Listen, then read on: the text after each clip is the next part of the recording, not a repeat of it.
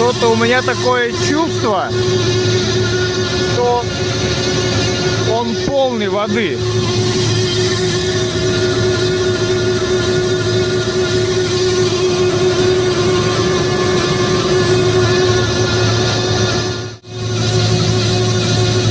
Померим ток. Ну, в принципе, ток нормальный.